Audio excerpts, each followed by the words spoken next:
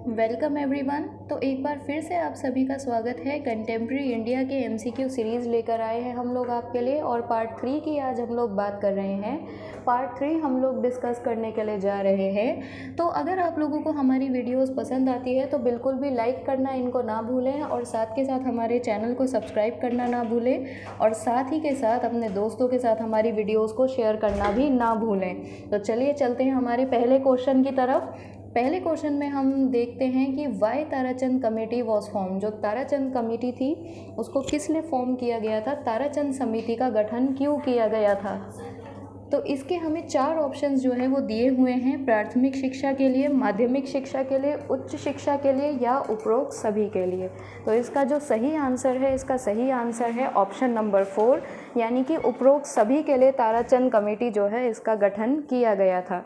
तो अगले क्वेश्चन की तरफ चलते हैं। आपसे पूछा गया है, by which article of Indian constitution free and compulsory education of boys and girls up to 14 year has been arranged. कि भारतीय संविधान के किस अनुच्छेद के द्वारा 14 वर्ष तक के सभी बच्चों के लिए जो एजुकेशन है, शिक्षा है, वो मुफ्त एवं अनिवार्य करी गई है। तो जो सही आंसर है वो है आर्टिकल 45। आर्टिकल 45 के अंदर ये बात जो है वो लिखित है, लिखी गई है। तो चलिए अगले क्वेश्चन की तरफ चलते हैं।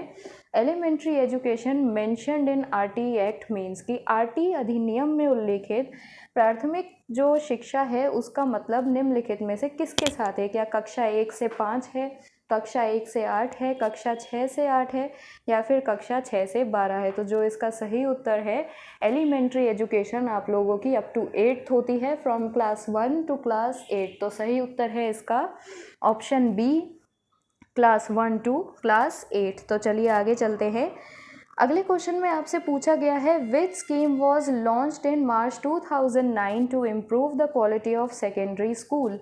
कि सेकेंडरी स्कूल की माध्यमिक विद्यालय की गुणवत्ता में सुधार के लिए मार्च 2009 में कौन सी योजना शुरू करी गई थी। तो इसका जो सही उत्तर है वो है RMS से। ये जो योजना थी इसको 2009 में पारित किया गया था, इम्प्लीमेंट किया गया था। तो चलिए अगले क्वेश्चन की तरफ चलते हैं। आपसे पूछा गया है, for universalization of elementary education in India which one of the following has been used as an intervention. कि भारत में प्राथमिक शिक्षा के सार्वभौमिकरण के लिए निम्नलिखित में से किसका एक हस्तक्षेप के रूप में उपयोग किया गया है। क्या सर्व शिक्षा अभियान का किया गया है? बिल्कुल यही इसका सही उत्तर है, सर्व शिक्षा अभियान का इस्तेमाल किया गया है। CCE तो बहुत लेट आया था, उसका वैसे भी नहीं बनता। RMSA का भी इसमें कोई रोल नहीं था, और नई तालीम या फिर बुनियादी शिक्षा बहुत पुरानी चीज़ है, उसका भी इसके साथ कोई रोल नहीं नज़र आता है। तो चलिए अगले क्वेश्चन की तरफ चलते हैं। आपसे पूछा गया है, गवर्नमेंट ऑफ इंडिया इंट्रोड्यूस सर्व शिक्षा अभियान इन द ईयर। कि कौन से वर्ष में सर्व शिक्षा अभियान जो था वो लॉन्च किया गया था। तो जो सही उत्तर है वो है 2001 से 2002, क्योंकि 2002 में ये जो था वो बिल्कुल पारित कर दिया गया था। तो चलिए आगे चलते हैं। Which one of the following is not a goal of UEE universal elementary education. का निम्नलिखित में से क्या है जो कि गोल नहीं है। तो यूनिवर्सल एफर्ट जो है वो इसका गोल नहीं है, रिटेंशन है, बच्चों को प्रतिधारण करना, पूरा क्लास वो ड्रॉप आउट ना करें, पूरी करें अपनी शिक्षा, ये इसका पूरी तरीके से एक नियम है, एक हम कह सकते हैं गोल है। साथ के साथ सभी एनरोल हुए स्कूल में, नामांकन कराए और सभी तक एजुकेशन पहुंच पाए, ये तीनों ही इसके हिस्से हैं, किंतु सार्वभौमिक प्रयास इसका हिस्सा नहीं है। तो आंसर 4 आपका करेक्ट ऑप्शन है। तो आगे चलते हैं। अगले क्वेश्चन में आपसे पूछा गया है, to provide additional support for education of underprivileged और disadvantaged girls dash scheme was has been introduced under SSA। की लड़कियों की, कन्याओं की शिक्षा के लिए जो कि डिसएडवांटेज और अंडर प्रिविलेज ग्रुप से जो बिलोंग करती है, उनको सहायता प्रदान करने के लिए SSA के अंदर कौन सी स्कीम शुरू की गई थी। तो NPEGEL इस स्कीम का नाम था। ये जो स्कीम थी वो लॉन्च लड़कियों के लिए करी गई थी। इसको आपने एज इट इज़ याद करना है, और ये आप लगा लो, आपका होमवर्क है, आप लोग फाइंड आउट करोगे NPEGEL जो है इसका फुल फॉर्म क्या है, क्या ये स्कीम है। इससे क्या होगा, ये आंसर आपको हमेशा के लिए याद रह जाएगा। तो चलिए अगले क्वेश्चन की तरफ चलते हैं। अगले क्वेश्चन में पूछा गया है, RMSA का समन्वय करने वाला केंद्र सरकार का मंत्रालय कौन सा था। तो इसका जो सही उत्तर है वो MHRD है। देखिए, शिक्षा से रिलेटेड रिलेटेड या एजुकेशन से रिलेटेड उनसे संबंधित जो भी चीज़ होती है, जो भी फैसले होते हैं, सबसे ज़्यादा MHRD का उसमें रोल रहता है, यानी मानव संसाधन विकास मंत्रालय, ministry of human resource development का उसमें सबसे ज़्यादा रोल रहता है। तो यही इसका करेक्ट आंसर है, करेक्ट उत्तर है। अगले क्वेश्चन की अगर हम तरफ चले तो पूछा गया है, शिक्षक सीखने की प्रक्रिया पाठ्यक्रम आदि में सुधार लाने के लिए मार्गदर्शन डैश द्वारा प्रदान किया जाता है, कि यानी the guidance for bringing about reforms in the teacher learning process या teaching learning process, curriculum etcetera is provided by what. तो इसका क्या सही आंसर है, आपसे पूछा गया है। क्या टेक्निकल सपोर्ट ग्रुप ला सकता है, स्टेट इम्प्लीमेंटेशन सोसाइटीज़ ला सकती है, नेशनल रिसोर्स ग्रुप ला सकता है, या ministry of human resource development ला सकता है। तकनीकी सहायता का हमें ज़रूरत है, राज्य कार्यान्वयन का हमें ज़रूरत है, राष्ट्रीय संसाधन का हमें ज़रूरत है, या मानव संसाधन का ज़रूरत है। तो बिल्कुल सही उत्तर इसका है ऑप्शन 3, राष्ट्रीय संसाधन समूह का हमें इसके लिए ज़रूरत पड़ती है। अगले क्वेश्चन में आपसे पूछा गया है, RMSA के बेहतर क्रियान्वयन के लिए प्रत्येक राज्य द्वारा सहायता की व्यवस्था किस संस्था द्वारा की गई थी। Which institution was set up by each state to provide support arrangements for better implement of RMSA। 4 आप लोगों को ऑप्शंस दिए गए हैं। इसका जो सही उत्तर है वो है SIS या फिर SIS, which is state implementation societies, और हम कह सकते हैं राज्य कार्यान्वयन सोसाइटी। इसको इस्टेब्लिश किया गया था, स्थापित किया गया था, ताकि RMSA जो है वो अपना, हम कह सकते हैं कि जो उसकी परफॉर्मेंस है वो और बेटर हो सके और उसको और अच्छी हेल्प जो है वो मिल सके। तो अगले क्वेश्चन की तरफ चलते हैं। अगले क्वेश्चन में आपसे पूछा गया है, which article provides freedom as to attendance at religion instruction और religious worship in education institutions. कौन सा ऐसा लेख है, कौन सा अधिनियम है जो शिक्षा संस्थानों में धर्म निर्देशों और धार्मिक पूजा में उपस्थिति के रूप में स्वतंत्रता प्रदान करता है, यानी सेक्युलरिज्म इम्प्लीमेंट करता है। हम एक तरीके से कह सकते हैं फ्रीडम टू रिलीजन जो है वो इम्प्लीमेंट करता है। अनुच्छेद 30 है, 30 आर्टिकल है, आर्टिकल 28 है, 45 है, या फिर 29 है। इसका जो सही आंसर है, इसका सही आंसर सेकंड है, दैट इज़ आर्टिकल 28। आर्टिकल 28 में ये चीज़ लिखी गई है कि एक कक्षा में कोई भी अपना जो है रिलीजियस, जो हम कह सकते हैं एजुकेशन है, वो इम्पार्ट करी जा सकती है, या एक जो भी रिलीजियस रिचुअल एक इंसान परफॉर्म करना चाहता है वो वह कर सकता है।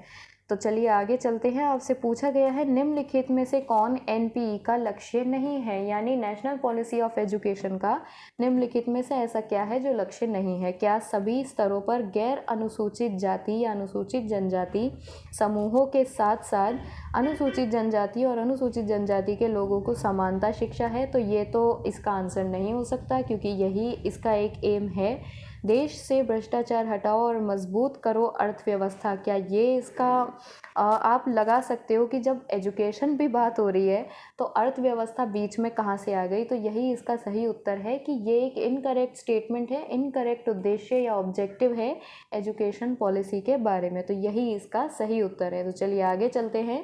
आपसे पूछा गया है, निम्नलिखित में से कौन सा स्कूलों में परिवर्तन के कारण भोजन प्रदान करता है, या which of the following provides meal at due of change in schools. कि स्कूलों में बदलाव लाने के लिए निम्नलिखित में से ये कौन सा एक्ट है या कौन सी पॉलिसी है जिसने मिड डे मील स्कीम जो थी वो चलाई थी, ताकि ज़्यादा से ज़्यादा जो पुअर फैमिली के बच्चे हैं वो स्कूल्स की तरफ मार्च कर सके, स्कूलों में वो दाखिले ले सके। तो ये भी एक प्रकार का चेंज है, बदलाव है। तो 4 ऑप्शन आपको दिए हैं, मिड डे मील स्कीम है, right to food and nutrition है, सोशल वेलफेयर मेजरमेंट है, या to help poor families children. तो जो इसका सही आंसर है वो मिड डे मील स्कीम है। स्कीम का नाम ही मिड डे मील रखा गया था, तो यही इसका सही उत्तर है। तो चलिए आगे चलते हैं। The right of children to free and compulsory education act has come into force from, कि यानी RTE जो था वो कब से, जो हम कह सकते हैं कि अधिकार ये कब से लागू किया गया था, ये अधिगम कब आया था। तो इसका सही आंसर है 1 अप्रैल 2010, यानी पहला वाला जो ऑप्शन है इसका वो एकदम करेक्ट ऑप्शन है। तो आगे चलते हैं। UN declaration of human rights include, के जो ह्यूमन राइट्स की एक हम कह सकते हैं घोषणा है UN द्वारा जो करी गई है वो निम्नलिखित में से क्या है। सिविल एंड पॉलिटिकल राइट्स है, बिल्कुल है। Economic and social cultural rights है, बिल्कुल है, बोथ 1 एंड 2 है। तो यही इसका सही आंसर है कि दोनों ही उनकी घोषणा पत्र में शामिल है। आगे चलते हैं, आपसे पूछा गया है when was Kasturba Gandhi education scheme launched, कि कस्तूरबा गांधी एजुकेशन स्कीम जो थी वो कब लागू करी गई थी, कब लॉन्च करी गई थी।